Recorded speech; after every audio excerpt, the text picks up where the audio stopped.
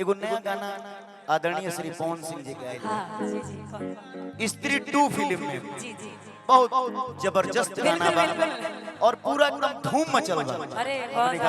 हमने कहा बड़ी खुशी के बात बा भैया विकास भैया, हमने कहा बड़ी खुशी के बात बा कि बॉलीवुड में पहले से भी आदरणीय श्री उदित नारायण जी से लेके तमाम आदरणीय कलाकार लोग गोले बा, मगर आदरणीय पवन सिंह जी गोले बने और पूरा फिल्म में एकदम धमाल मच गई।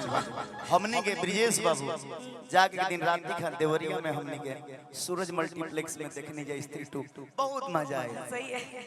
मगर वही चीज लागू होता ठीक बा। तू हमरे काल बोलाऊ कहबे कि चला आवत नहीं, मगर औ ना का है कहां रह गऊ, कहां रह गई?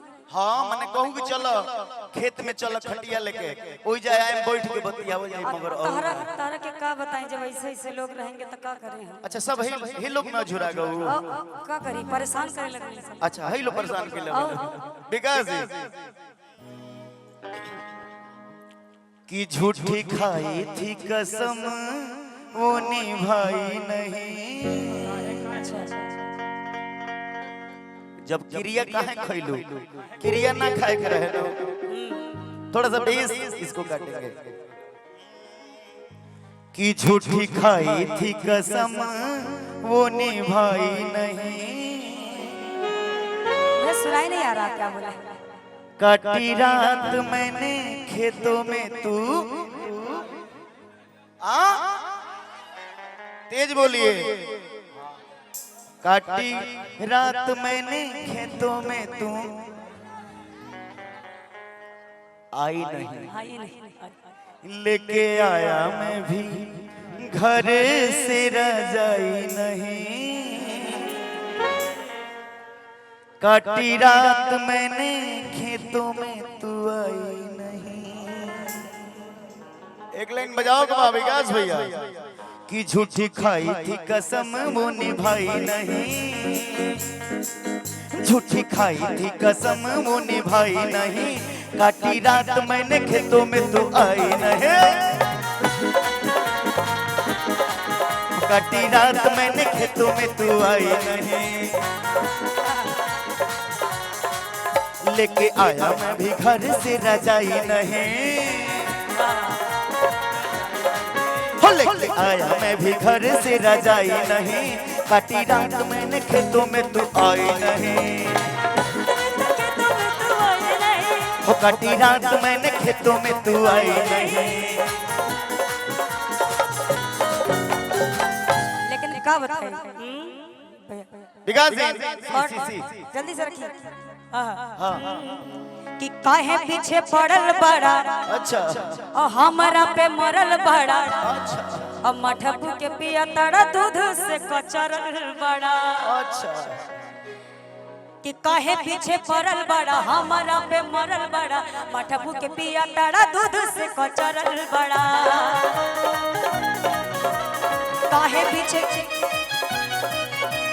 काहे पीछे पड़ल बड़ा, हमारा पे मरल बड़ा, मठबू के पिया तड़ा दूध से कचरल बड़ा, तके कर जगवलू भगिया गोरी कहाँ बुतवलू हरतिया गोरी हरी हरी की हरी हरी उड़नी तोहर छूटल कौना बगिया गोरी, हरी हरी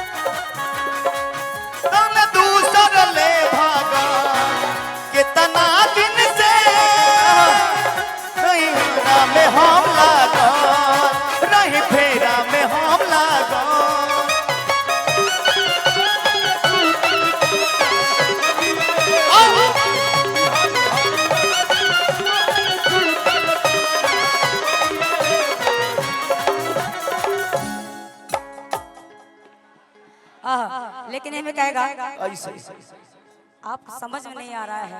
काहे नहीं हम कर कितनी बार बताएं, इतने सारे लोग हैं अच्छा कि हमें फोनवा पे कितना बताई, बाकी मनवा के कोई से ए भैया देखिए उजाला भैया कहे सही बात ठीक चलत बाड़ू हाँ कि हमें फोनवा पे कितना बताई, बाकी मनवा के कोई से मनाई,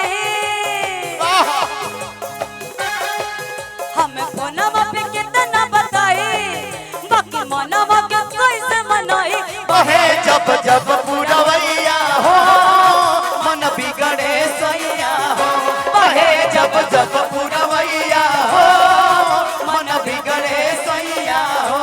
आ जाए राजा आजा, आ जाए राजा आजा, जल्दी से वापस आ जा राजा, जल्दी से वापस आ जा राजा।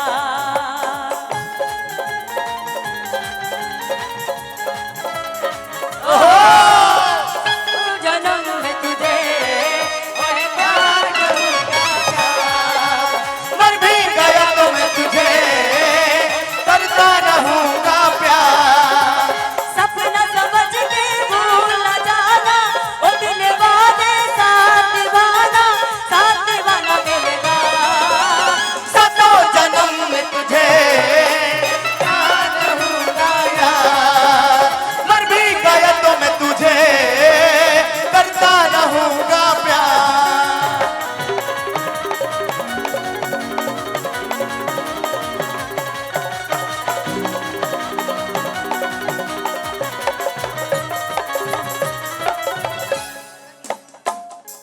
अब आई सोहरिया गाले हल्ला ओकरा बाद ना स्टॉप ना तो सब लोग कही कि बाबू आए लो